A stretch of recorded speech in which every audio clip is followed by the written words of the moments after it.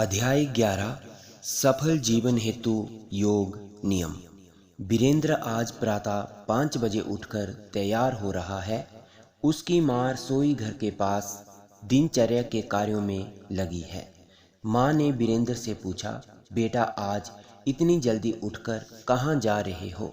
वीरेंद्र, माँ आज मैं और मेरा साथी किशोर मंदिर माथा टेकने जा रहे हैं। माँ, ठीक है, शौच जाकर हाथ धोना व दातुन के पश्चात स्नान करके ही जाना। वीरेंद्र, मैं ये दिनचर्या की गतिविधियां कर चुका हूँ। अच्छा माँ, मैं चलता हूँ। माँ के चरण स्पर्श करके वीरेंद्र मंदिर की ओर चला आता है। किशोर, आ गए वीरेंद्र, मैं तुम्हारा ही इंतजार कर रहा था। जरा दौड़ लगाएं तो सेहत के लिए लाभदायक होगा। वीरेंद्र, ठीक है, चलो दौड़ना शुरू करते हैं। दोनों मित्र दौड़कर मंदिर पहुंच जाते हैं, जहां पुजारी जी पूजा अर्चना में व्यस्त हैं। वीरेंद्र, प्रणाम पुजारी जी। यह कहकर वीरेंद्र व किशोर मंदिर में प्रभु की मूर्ति के समक्ष नतमस्तक हो जाते हैं व कुछ देर आंखें बंद करके ध्यान लगाते हैं।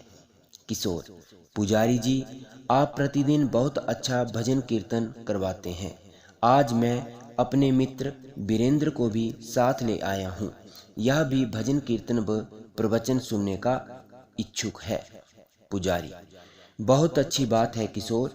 भजन हमारी भारतीय संस्कृति का प्राण है व इससे अच्छे संस्कार व श्रेष्ठ गुण प्राप्त होते हैं। हर व्यक्ति को विभिन्न नियमों का पालन करना चाहिए। नियम का संबंध है उन साधनाओं व निर्देशों से जो कि मानव हित व व्यक्तित्व विकास में सहायक है। स्वस्थ, सुंदर व विवेकशील जीवन में अनुशासन का समावेश नियम ही करवाते हैं। स्वस्थ व सुंदर समाज के निर्माण के लिए आपको इन नियमों के बारे में जानना चाहिए।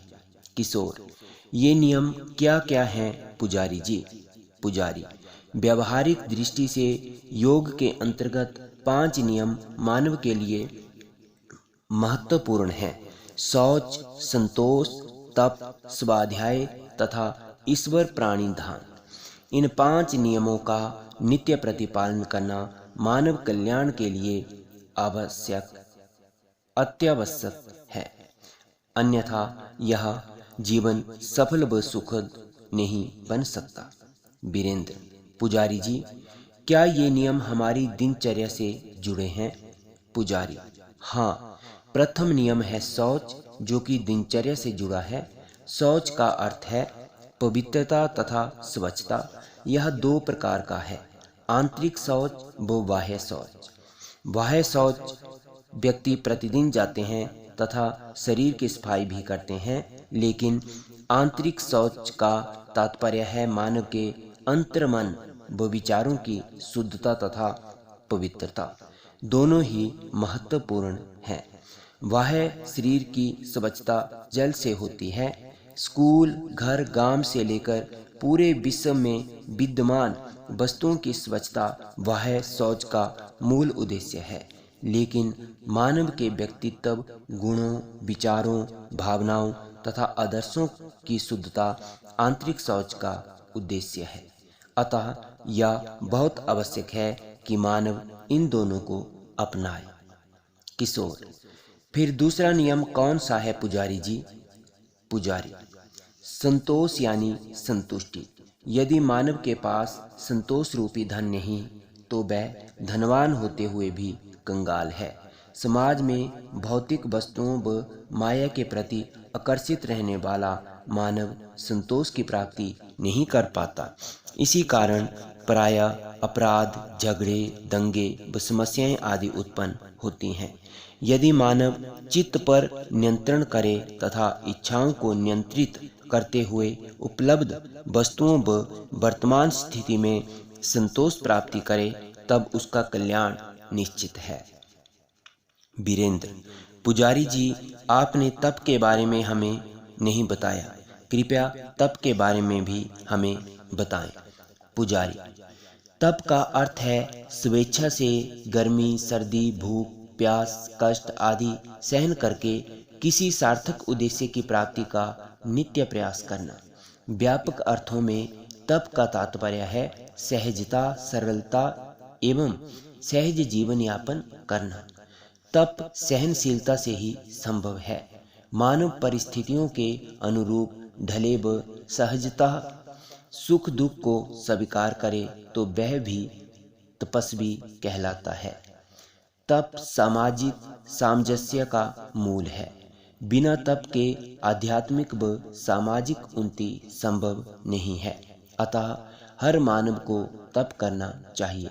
प्रभु के ध्यान हेतु तप श्रेयस्कर है। किशोर: सत्य कहा पुजारी जी, स्वाध्याय के बारे में हमें जानकारी दें।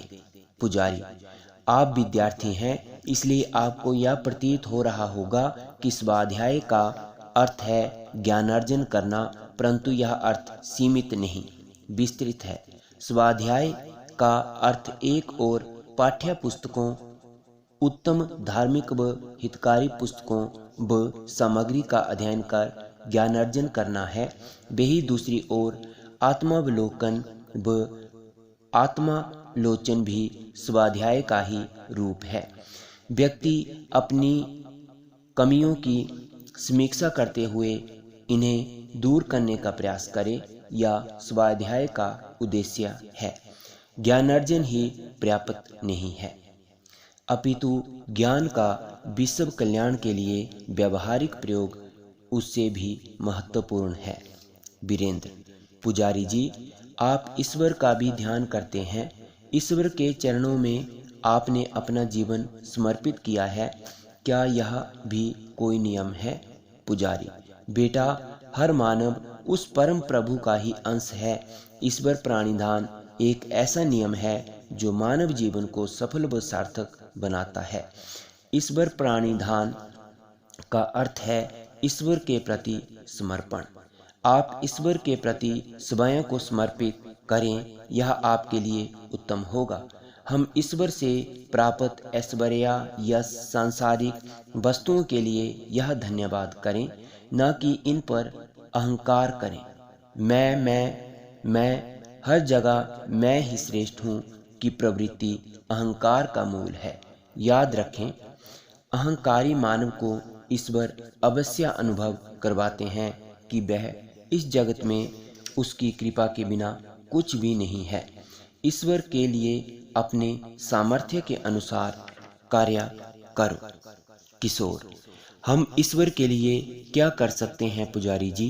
पुजारी: दीन दुखियों की सेवा तथा मदद करना, माता पिता व गुरुओं की सेवा व सम्मान करना, मन वाणी व कर्म से सबके हित का प्रयास करना ही ईश्वर की सेवा है।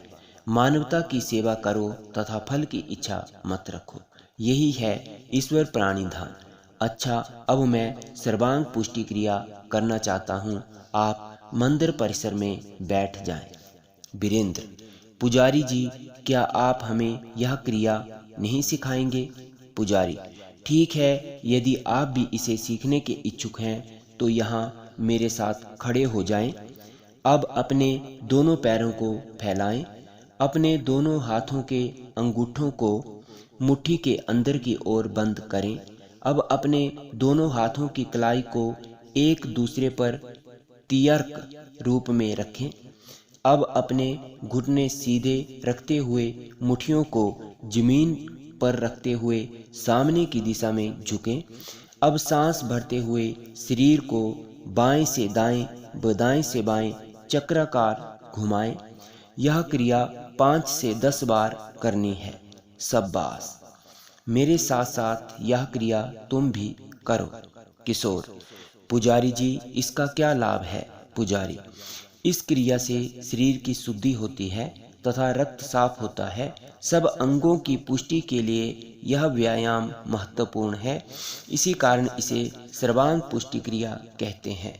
अच्छा बेटा, श्रद्धालु मंदिर परिसर में आ गए हैं, चलो आरती व भजन कीर्तन करें। यह कहकर वीरेंद्र व किशोर पुजारी के साथ मंदिर में चले जाते हैं वह मंदिर भजन कीर्तन से गुंजायमान हो जाता है।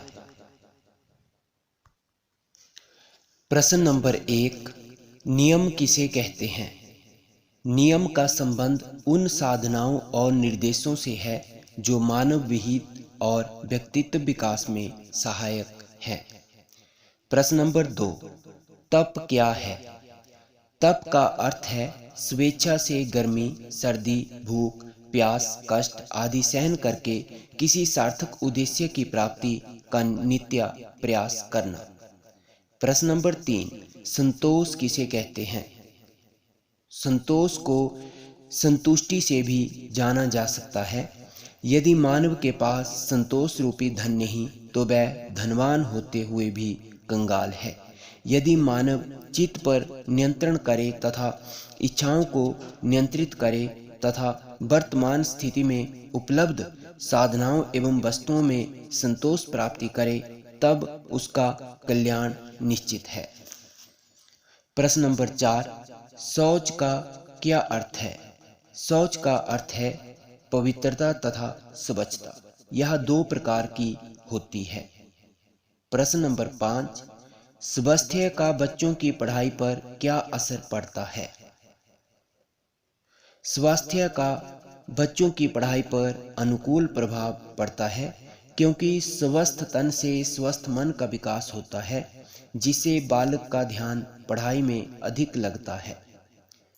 प्रश्न नंबर 6, ईश्वर प्राणिधान का क्या अर्थ है? ईश्वर प्राणिधान का अर्थ है ईश्वर के प्रति समर्पण।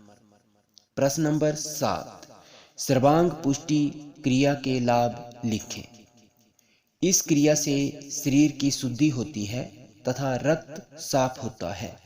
सब अंगों की पुष्टि के लिए यह व्यायाम महत्वपूर्ण है। इसी कारण इसे सर्वांग पुष्टि क्रिया कहते हैं।